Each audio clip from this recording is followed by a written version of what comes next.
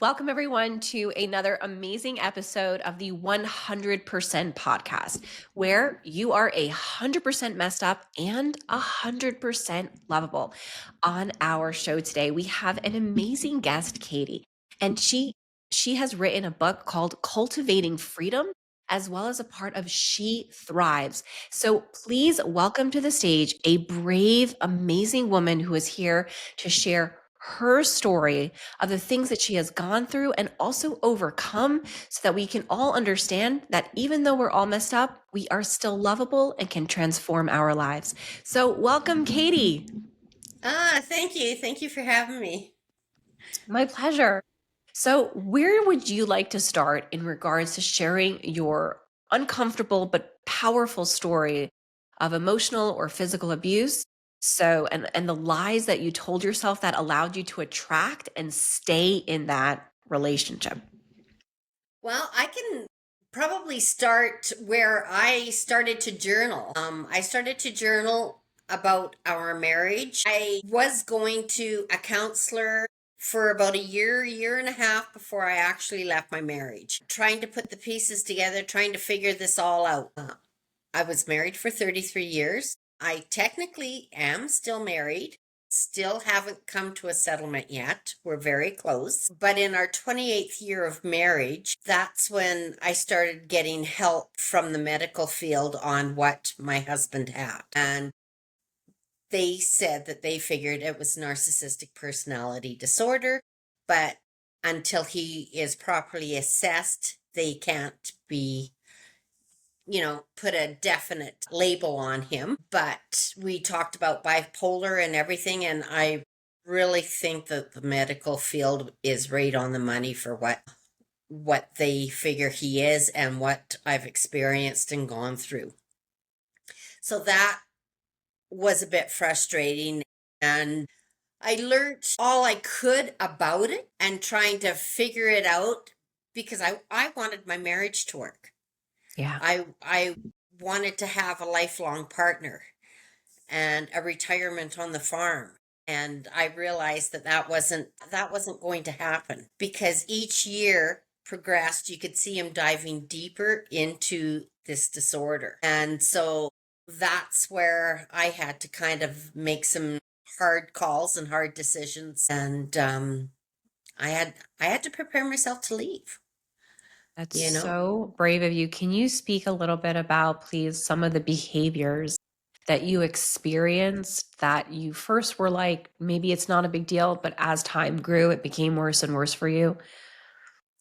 The one that I still beat myself up over is our first date. He took me out to the restaurant, never opened the doors, walked in front of me. I'm trying to keep up to his long strides, walked into the restaurant before me. And after, once I realized what was going on and some of the red flags, like that was portraying dominance right from the beginning. And I didn't know that. I didn't catch that. And I did confront him about that several times, but it didn't matter to him.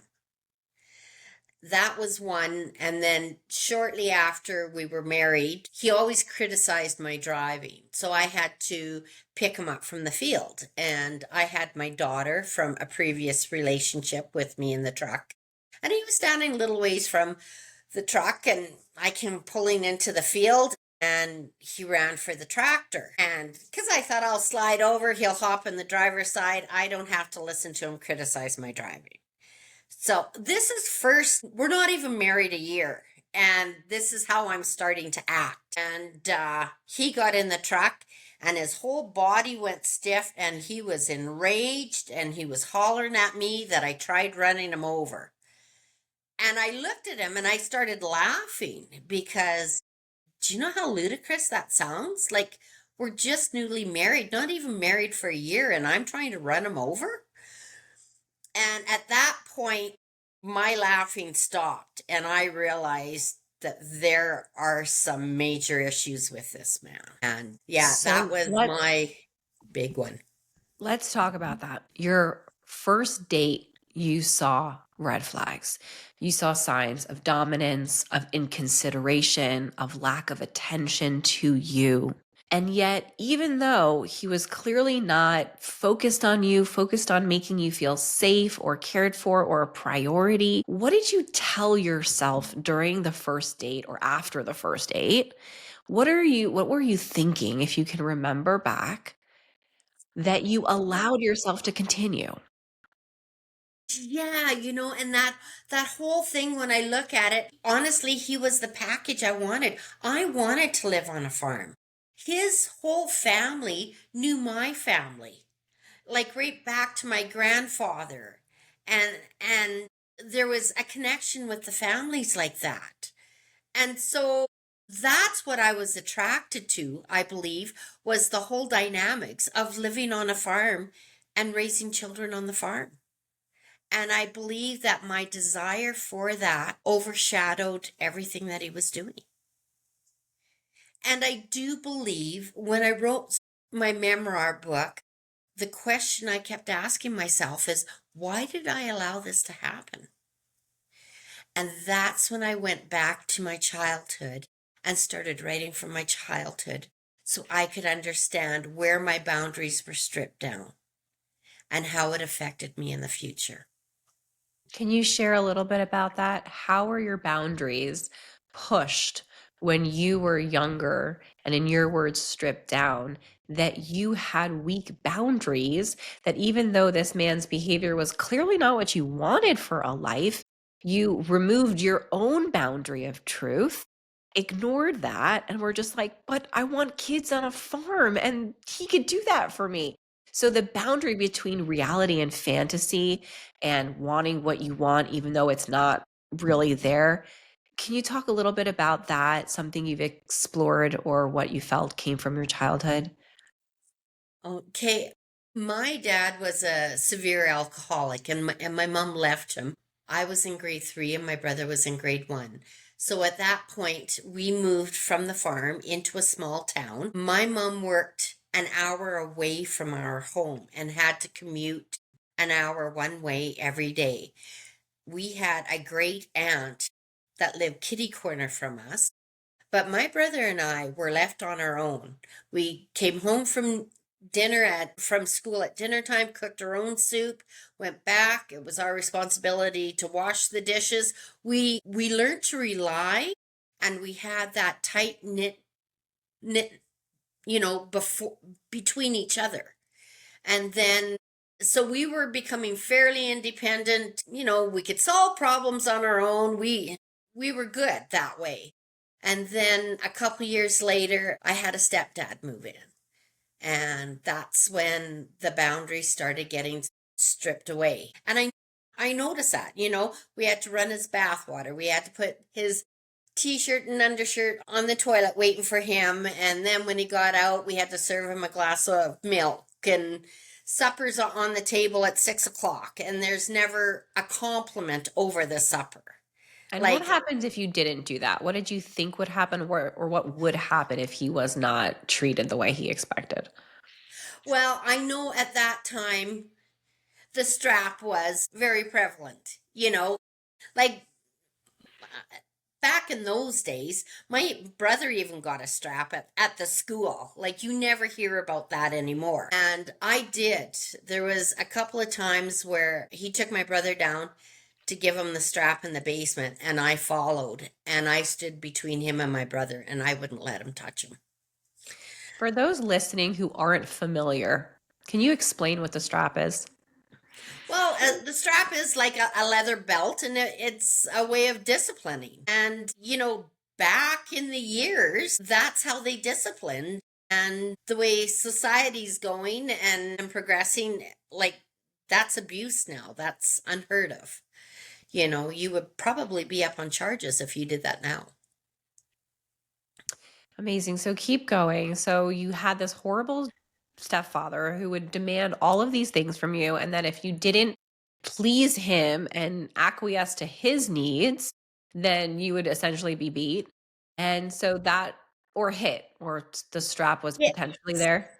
See, and he would never touch me because I'm a female, but I would be demeaned verbally. And how I realized, if we got milk from the farm, brought in, the milk was for everybody else in the house, but he had to have the boughten milk. So, I mean, there's your hierarchy coming in.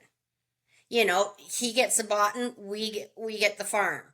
And then my first year of marriage, my husband comes in the house to have supper, and I'm just in a tithy because supper's not ready and I don't have it ready to serve him on the table. And he looked at me and he said, "Relax." He said, "Can I not wait 5 minutes for a meal?" And that's where it kind of clicked for me, is my childhood was affecting my marriage, my adulthood, and how I was moving forward. And I truly believe that's where my boundaries were stripped down, was in my childhood. So, you know, in my book, I kind of write, what is a normal marriage? How do I define normal? You know, growing up, I had an alcoholic dad and I had a stepdad that him and I didn't see eye to eye. Now I'm married. So, what kind of base did I have for moving forward?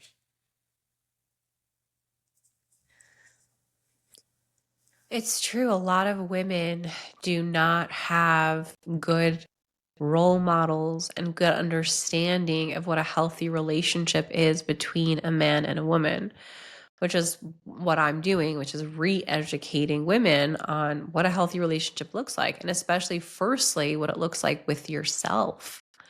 So what you're sharing now, which I so appreciate and the listeners appreciate, is the truth of A, how your childhood affects your adulthood, and B, the fantasy of what we want versus what is. And so in your relationship, now you're 33 years in. The unhealthiness started date 1, year 1. What were some of the experiences that maybe the listeners can feel or relate to that you went through where you're like, how is this my life? Um, like I'm a strong person and I always have been. And when we first got together, it was always, well, you guys are totally opposite. That's why you work. Yeah, we are totally opposite. But over time, he is stripping those qualities away from me. And we ended up at marriage counseling probably about 10 years, 11 years into our marriage. And I can remember the counselor asking him, "What attracted you to her?" So then he starts to answer. And then at the end of it, she said, "Why are you trying to change her?" And that really clicked with me, because the very reasons why he was attracted to me, he's trying to strip those away to dominate me. He's feeling insecure about my personality. And, you know, even when the children were little, I always felt that I protected the kids. And I guess maybe our environment, we're on a farm, we live 30 miles from town, so we're fairly isolated. And I tried to protect the kids. They're getting ready. We're going for practicing for a Christmas concert, you know, and it's a potluck supper. So everybody in the community brings some food, and we have the potluck, and the kids can do their little number, and we're done. And the kids and I are getting ready for this, and he's in the living room and he said, "You're not going." And I said, "Why?" And he says, "Because I said so." He said, "You're not going. You're not using my half of the gas and driving up there." And I looked at him and I said, "No, I'm using my half of the gas and driving up there." I said, "And you're not coming." And that's exactly what I did. I loaded the kids up. We sang Christmas carols all the way to the other town, had a beautiful evening, came home. But there was so many instances like that I had to just buckle up and stand up. But as you're going through that over time, you're tired of fighting. You're tired of always being on the defense, always having to explain your actions and why. And it's never good enough. Never good enough. I can, I can remember my job was harrow packing, and they're big, heavy steel packers, and I didn't fold them down right. And the one packer ended up going on the other one a couple of rungs. And At that time, there was no cell phones. I couldn't contact him in the other field when he was waiting for me. So I've got a 2x4 and I'm prying these heavy metal packers off of each other. I ended up doing it. Don't ask me how I did it. I did it. And I told him what I did. And it was never ending all day long. And then a couple years later, we're sitting at the supper table. My son says, "Remember what you did with the Packers a couple of years ago, Mom?" And I said, "Yes." And he said, "Dad did the same thing today." And he just looked at me. And I just said, "It happens to us all." But there was no room for mess ups. It was perfection all the time. And that did carry a heavy weight because he had me always guessing, always trying to please him. "No, I didn't park the truck right here. Okay, I'll go out and move it." And then he rolls his eyes, and like I was a mess. I could never please him. Finally, it came to the point where I just gave up. There were some jobs on the farm that I didn't do. I stopped rototilling the trees, because it was always my fault that the bucket wasn't high enough to protect the muffler from the trees. And so I stopped that job. All of a sudden, what happens? He rips the muffler off on the tractor. It was just never ending. And that coercive control, I never realized how subtle it is and how early in our marriage he was doing it. But he was doing it. And when you're in a marriage like this, you don't know or realize how dysfunctional and toxic it is until you're out. Like, it was months before I totally started to understand the damage that I allowed done to me. And I was in my own bedroom at the time, and I had one of the kids here, and I said, "Just wait a minute, I'll go grab something from the bedroom." And they followed me into the bedroom and they said, "If you don't get out of here, you're going to be in a nursing home before you know it." And I was so mentally low at that time. And I kept saying, "I cannot leave until I've exhausted all avenues to help your dad." For the women listening who say that, I've heard that so many times, right? Women have this weird loyalty to their dysfunctional marriage, to the man who's not really loyal to them, to the man who's either cheating or doing drugs or watching porn or not bringing home any money or being abusive. Yet the women have so much loyalty. "I want to try to stay together for the marriage. No one's going to be there for him. He has no family. What about the kids?" Right? On and on and on. The women get all these reasons why they should stay and be loyal to trying to make this horribly abusive relationship work. So for the women who are listening to this, who are going to tell themselves their own lies as to why it's okay to stay or okay to work it out or okay to try longer, as someone who's gone through this now for for over 30 years, what would you tell them when they're telling themselves, like when you were so low and your kids were like, "Mom, you're not going to make it if you keep bullshitting yourself"? What would you tell the women who are also saying that to themselves, wanting it to I, work out, but knowing it's not good? I would suggest for them to start going to a counselor and trying to dissect your relationship so that you know exactly what you're dealing with. Like with me, I felt I was so badly trauma bonded. He would push me away and then I would try even harder to please him. And that was our life. And he had me so deep into it that I couldn't see or think. I was relying on him. My confidence was stripped. I had no self-worth. It was just totally stripped. And that's where, if you are suppressing your thoughts, your feelings, your desires, that is not a healthy relationship. And you need to get down to the bottom of it and figure it out. Because if you don't make the move to release this toxic relationship, you're never going to have anything better. There is no light at the end of the tunnel. But there is light at the end of the tunnel if you do the work and you want to leave. And once you do that, it opens doors and opportunities for a better life. And what would you say to them when they say, but I want my kids to have a father? Even though there's no real father figure, even though the toxicity that they're witnessing is so much worse than ever being without a man, what would they choose an excuse like, but I want my kids to have a family or a father. I don't want to break up the family. What would you say to those lines of thinking for the women? Well, I was in that same position. When we were at the marriage counselors about 11 years into the marriage there, we went to the marriage counselor for about a year, and I worked at off the farm too. I would cry all the way to work. I would cry all the way home. I would sit up trying to figure out, how do I move forward? Because I know if I left, it's going to be pure hell for me and the kids. You know, he will use the kids to get at me. And do I really want to put the kids in that position? So that is when I decided that I had no choice. I have to stay and try and make it work, at least till the kids are gone. And that was my call. But that did a lot of damage to me. Like, I sacrificed myself for my kids. And I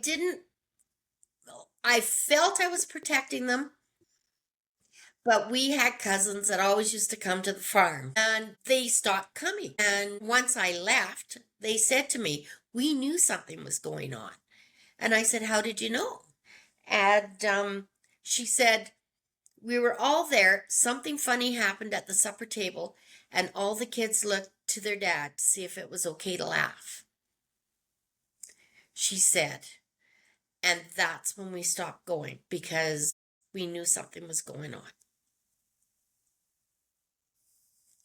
So when I was in at the doctor's office with him, and the doctor was treating the depression part of the NPD, and then he went off of his medications, and so the doctor still had me coming back once a month, checking in, seeing how I was doing, what was going on. And he said, when he told me what he thought he had, I thought about it, I learned more about it, I had an appointment that afternoon with the counselor. I Googled it, and it's 28 years. I just broke out crying. I finally got a name for what's going on in my life. And I went back to the doctor and I said to him, "Did I do a disservice to my children by staying in the marriage?"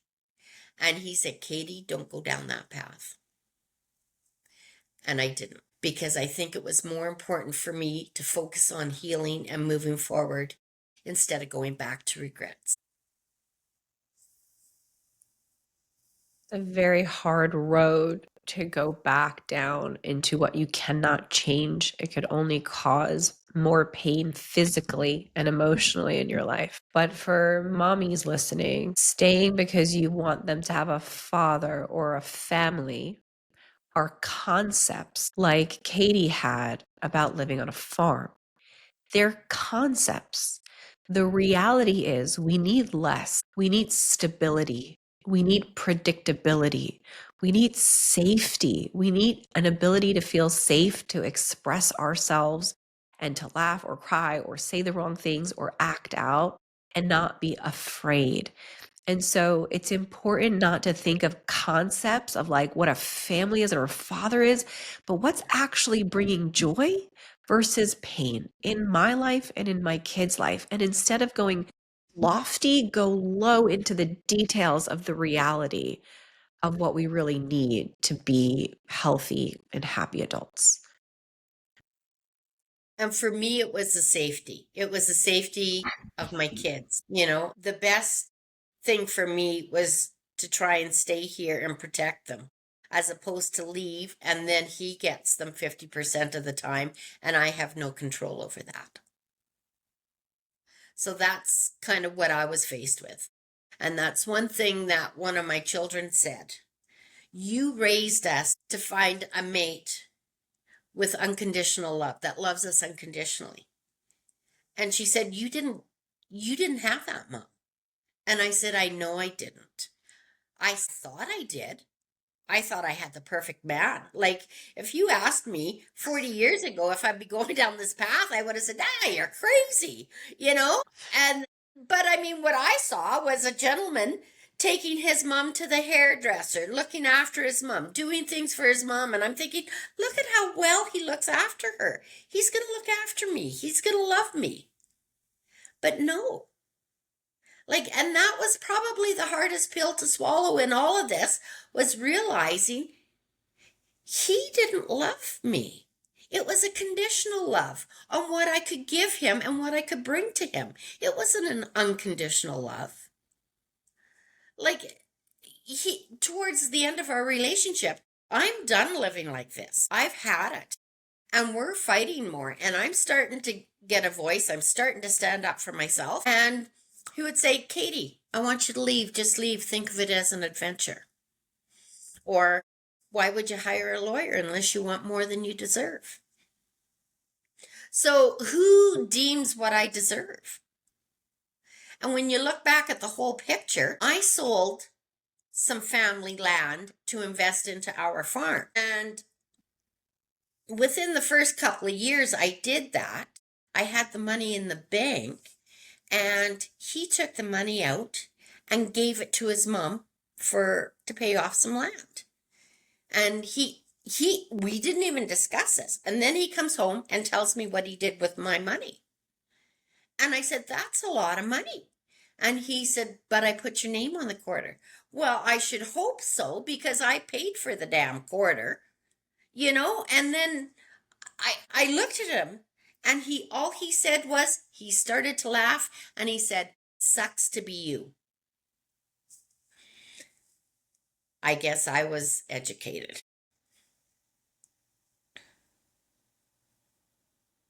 What do you do with that?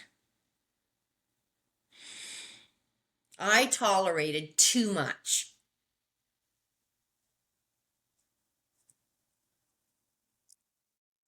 It's just so sad because you deserve truly the very best. And staying or being in a marriage that took away so much of your life could have been prevented. And I know it's like a shitty thing to say, but the Yeah. reason that I'm doing this podcast is because you're going to get into another relationship. God willing, who knows who's listening? Maybe people who've never been in a relationship, maybe people who are going to get remarried.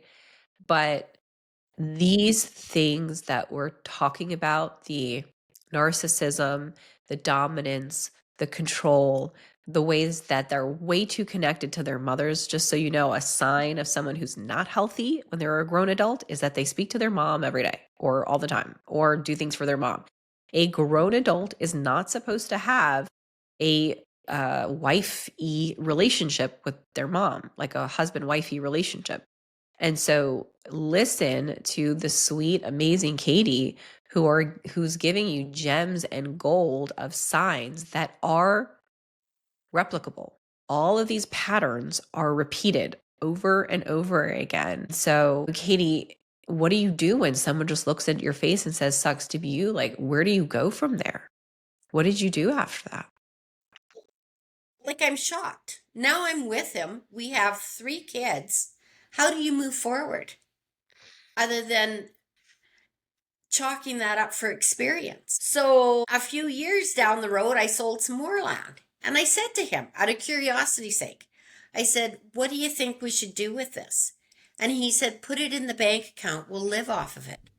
And I said, that's way too much money. So at that point, I kept all documentation, because what he is showing me is telling me that he plans on getting rid of me down the road. That's exactly what he is showing me. And he has made comments to me out in the field in the past on how he shouldn't be married to me. And I thought, in the back of my mind, I thought, buck up, Caty. You're going to have to learn how to do everything on this farm, and you're going to make him look like the idiot when he walks away from you. And yeah, I ran the combine for years. I ran the tandem, the grain trucks, hauled water, loaded chemicals, dealt with the sewer, changed my own toilets in the house, installed my own dishwasher, put in light fixtures. So actually, when I did move back to the farm, the only thing I was missing was an argument. I was self-sufficient. I could do everything. It wasn't a shock to me at all. And that's kind of how I moved forward. What was the breaking point for when you decided, as we start wrapping up this amazing episode, like we'll do about 10 more minutes, but I want to ask you, what was the deciding factor? Because if the abuse started decades earlier, what took you to a place in your life where you're like, this type of behavior is not something I'm going to allow? And so what were your thoughts around, or what was his behavior around when you finally decided to? When I finally decided to start voicing and standing up for myself, that's when the physical altercations were coming in. And there was once in December where I knew something happened between him and one of the children, and I confronted him about it, and he laughed it off and belittled his behavior. And he threatened to shoot our son and put him 10 feet under where he belongs. And those were his exact words. And so when I confronted him, I said to him, "What is going through your head? Because the words came out of your mouth." And then he went from laughing to crying, and then we're in at the marriage counselor. Second session to the marriage counselor, she said he's not responding to her at all. And she said to him, "Am I right to assume that you brought your wife in here to change and you don't have to?" And he kind of sat back with his arms crossed. Yeah, I guess so. At that point, she took me into another room. And she said, "You seem to understand your husband's mental state." And I said, "I do." And she said, "You better figure it out because it's going to get worse." After that, we went down to an office supply store. I bought a journal and I journaled in it every day. Every time the police were called, the dates, the times, the officer names, I charted everything because I was getting my Bible ready for the lawyer. Because I can't go into the lawyer and just spout all this stuff off. I need proof that this is happening. And that was my major turning point. And I stayed for about over a year after I got that journal and started journaling. I stayed for over a year waiting for some sign that I don't have to go down this path.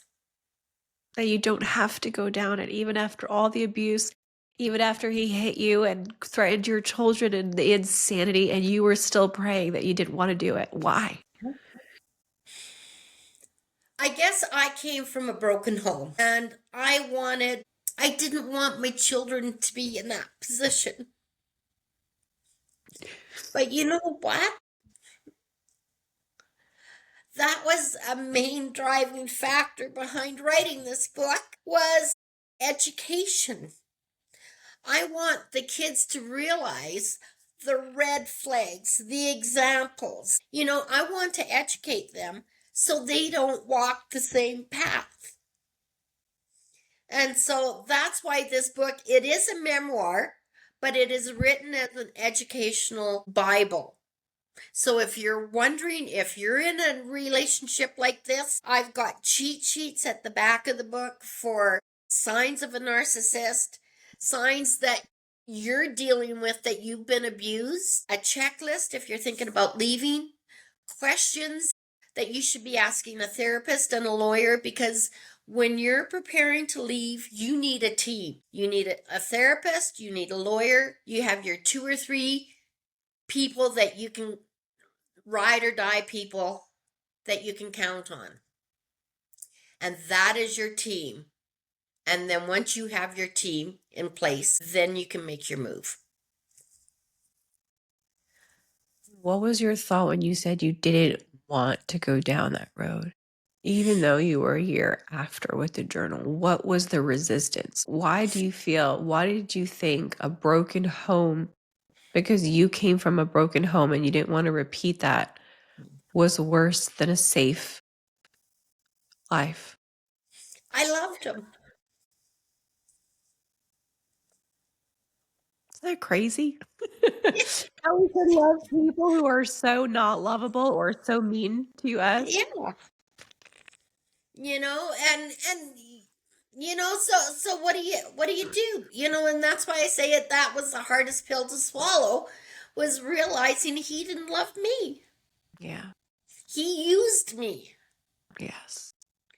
And I love the farm. I want my future, my retirement is having the grandkids on the farm, having the animals, doing the jams, the gardening, and it was hard because the day that I left, I had everything in my own bedroom. And when he came in the living room and sat down to eat his dinner, I threw what I could in the back seat of my truck and I went in and I said, "You want me gone? I'm gone.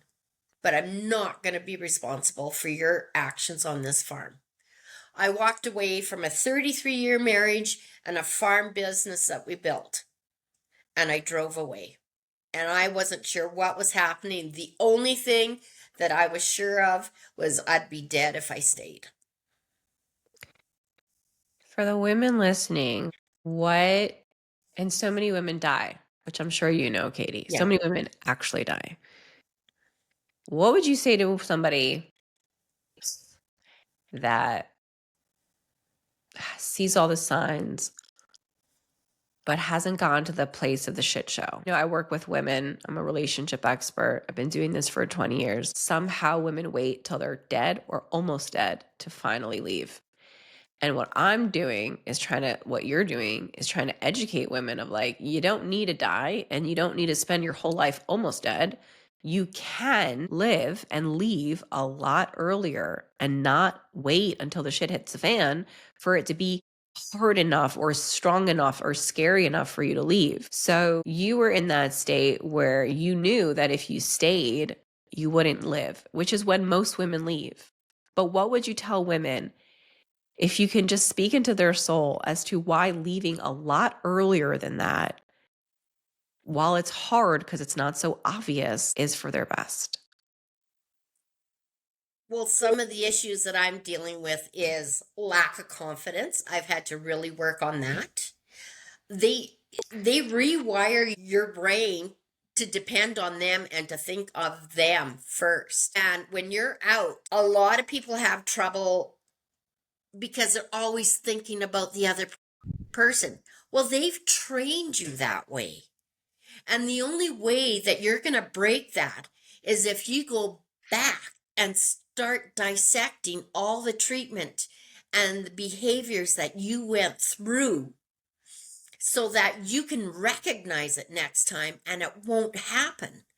And then once you start dissecting all of that, then you sit back and you think, why did I ever stay? Like there was signs all over. Why did I stay? But they've got you so blinded and so trauma bonded that you don't know. You can't think. And I look back on it, and even my first 2 years that I left, I still put him first.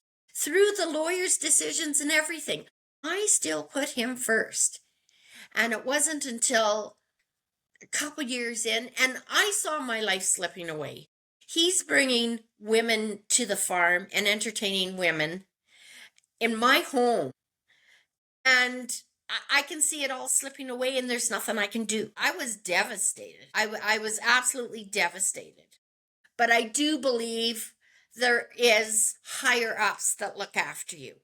There's been things happening in our life that I believe somebody's looking out for me. They ended up pulling his license. So he couldn't live here 30 miles away from everything. So he started moving out on his own, but didn't want me on the farm. I was lucky that I had a lawyer, and the lawyer just phoned me one day and he said, "Pack your bags, Caty, you're moving to the farm tomorrow." And I did. And I've got a lot to be grateful for. I have a lot. I've got wonderful kids. I've got wonderful grandchildren. And when you focus on the positives, it helps you to move forward, not the negatives.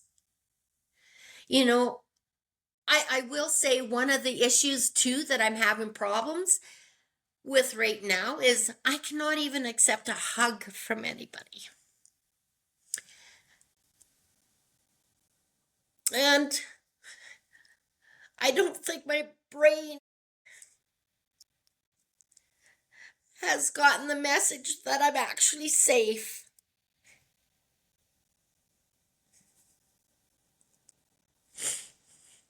And that I'm kind of working on. But, like that's terrible. Like these people, they move on to the next victim. And everybody in their wake is left in therapy trying to get their life back and fix all the damage that they allowed in it. I want the women to hear the word allow. You Yeah. allowed it. He didn't abuse you. You allowed abuse. Yeah. It's a hard pill to swallow because it means we're empowered. We are not at fault, but it is our obligation to protect ourselves. Yeah. Yeah. No, it's been quite a journey, but I will say I'm very grateful for the team that I had. And yes, I had my challenges in my team where my lawyer got a job offer from the firm that's representing my husband and he left. That's crazy. I That's know. crazy. And then I found another lawyer, and then 2 months before trial, he collapses at work and then says he can't represent me anymore. And then he phones me up and 3 weeks later and says, you need a new lawyer like now. And then the next day he said, I have to give your phone number to the opposition because you don't have any lawyer. All of a sudden the next day, my husband's lawyer's phoning me twice trying to talk to me. Well, I wouldn't answer the phone. And then I'm served with papers at 8 o'clock in the morning to go to his office. And I just thought to myself, relax, Caty. It's all a game. And this is where the counseling comes in and they teach you how to handle the stress. And I had to train my brain to overcome my emotional fears. I couldn't do a reaction. It's just like, no, slow down. Let's think about this. So I did get very good at that. And also, when I was in my marriage towards the end, rocking got me through a lot. And so when it come to some of the court proceedings, I was very good at gray rocking. Like I could just sit there and show no emotion. What's crate rocking? Gray rocking is acting like a rock. So Okay. when they're coming at you and they're putting you in the defense, you let them holler, you let them rage, you let them do whatever you want. You stand there. You have no emotion and you don't say anything. And once they're done, then you turn and walk away. Wow. Now they're not getting their supply from you. Right. You're no longer their drug. Yeah. Well, Caty, this has been a powerful and moving and transformative episode. Caty, for everyone listening, Micky did I pronounce the last name correctly? Yes. Yes, Okay. you did. Micky has an amazing book that you guys all should pick up. It's called Cultivating Freedom. It is a powerful book that has been written from a place of strength, of awareness, of epiphanies, of education, and of torture turned transformation. And she also has a She Thrives book that you can read and get a way for you to understand that you might be 100% messed up, but you are also still 100% lovable. And when women go into abusive relationships and allow the red flags to turn into pink ones and allow the man to be the love of their life, even though they don't treat them in any loving way or with any life, it is because there is a part of us that believes that we are not 100% lovable. And if we make this man love us, figure this out, get this marriage to work, keep this family together, not have this home be broken, then I will be lovable. but I want you to hear that you are 100% lovable right now and 100% messed up. Every adult has traumas. Every adult has things that they've gone through that make them 100% messed up. But that does not diminish, not even 1%, how lovable you are, how deserving of good you are. And that, like Caty has taught us and shared with us, that if we don't believe we're lovable, we will fight to prove it to almost the death of our lives. So you are messed up, you are lovable. And thank you so much, Caty, for being on this 100% podcast to give more awareness to the world of how if we don't learn how to love ourselves first, we will demand a trying to earn it from people in our lives who, when we try to find someone who to prove that to, they're usually crazy or neglectful or controlling or demanding or an addict, fill in the blank. But a man who you're trying to prove your love to is a very unhealthy man who would even want that type of role. So thank you so much, Caty, for being here. Thank you. It's if I can share my story and help others so that they don't have to suffer how I suffered, and like I said, with writing this book, I wanted to break the cycle. I want, you know, we raised our kids to be quiet about what's going on in the house. And now I'm dealing with it head on. And I'm owning it. I'm owning my responsibility. Like, I have to say, it's been the best move that I've ever done for my life. It saved your life. Yeah. And it's given life. So thank you so much. Where can people find you if they want to buy your book? Do you have a website or a social that you would like to share? I will also be adding all of Caty's links to where you can buy her books and follow her on her socials and follow her story as well in the description of the podcast. But just while we're here and wrapping up, Caty, where can people find you? I do have a website, cultivatingfreedom.ca. I'm in Canada. On that website, it'll show all my latest podcasts. And when you subscribe, and you'll get notifications on any information, you can reach out to me. My email is on there. I do have Instagram, Cultivating Freedom 2024. Threads, Cultivating Freedom 2024. Facebook, Cultivating Freedom. Instagram is the main one that I use. And there's posts every day. There's insights, signs to look for, signs that if you feel that you're getting abused, pay attention. This is what your body's telling you. I love it. Yeah, please reach Well, out. thank you so much, guys. Please make sure to check out Caty and read her book. Buy two, one for you and one for your friend. You never know who needs it. And it's not only for the older women who are going through divorces or through rough marriages now, it's also for the 14-year-olds, the 15-year-olds, the 16-year-olds, before they decide who they're going to date for years or who they're going to marry or who they're going to sleep with or who they're going to choose. The education can start young. So it is literally for every woman at every age to understand how if we don't believe that we are 100% messed up, everyone thinks they're fucked up. Everyone's like, yeah, I'm messed up, right? Everyone says it to themselves. Oh, if people really knew what I thought, they would think I'm totally messed up. And it's true. You are. And I am, and Caty is, and everyone is 100% totally fucked up. But we are also simultaneously 100% lovable. And you don't need to earn that or prove that to anyone. And when you own that 100%, you will choose very differently the relationships in your life that support that. So thank you guys so much. My name is Chaya Garcia, also known as the Epic Love Expert. I look forward to seeing you guys on the next episode, and take care.